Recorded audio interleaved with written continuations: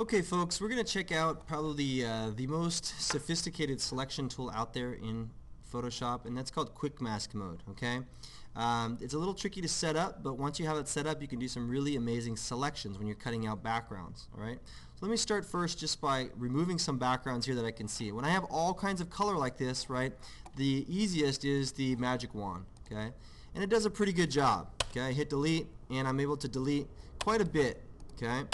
But as you know, when you look closer at the image, okay, and I do that by using the zoom tool, okay, you can click in. There are parts where maybe my magic wand is not doing that well. Okay, this is a great opportunity for quick mask mode. So here's how you set it up. All right, first you're going to make sure that you're using black and white.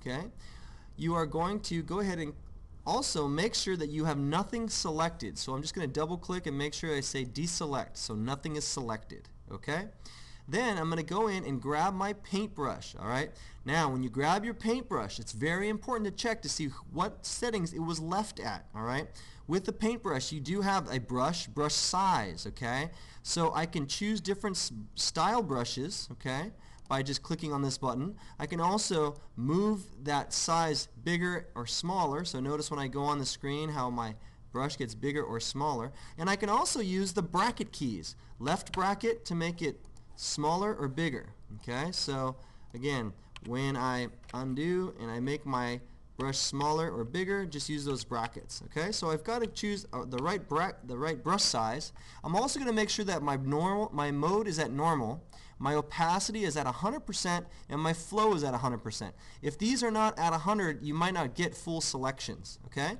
so now watch. In quick mask mode, here is the actual button for quick mask mode, I can start painting. And when I paint, whatever I paint red, okay, becomes a selection. So if I go back out to regular mode, you can see now this has become an actual selection. If I hit delete though, notice how everything except what I selected got deleted. Let me undo. Instead, I want to invert that selection. So I will go to select, inverse. Okay, now if I hit delete, notice how it just got rid of that.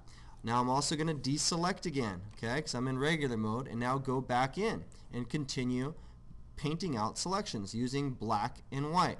Now watch this, okay, so I'm going to change my brush size, make it a little bit smaller, and you'll notice that I'm going to start painting in here. Sometimes we make mistakes, okay, like I paint out more than I need to, okay.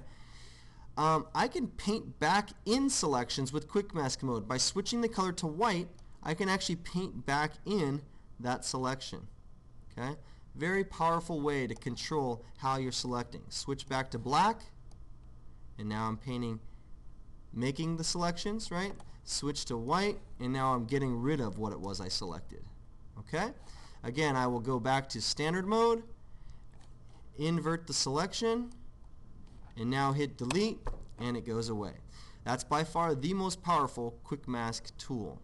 Let me show you one other cool thing, is that if I deselect and say I do use the magic wand, and the magic wand selects part of an image that I don't want, okay, I can also use quick mask mode here to paint out those selections or add to them with the paintbrush. And now watch, see how what I'm painting red is being added to the selection, okay? Or if I switch it to white, I can get rid of part of it that was selected. So any tool that you have selected like that, by switching back to quick mask mode, playing with those white and blacks, you can either add to or take away from selections. Go back to standard mode, hit delete, and those are gone. There you go. Enjoy.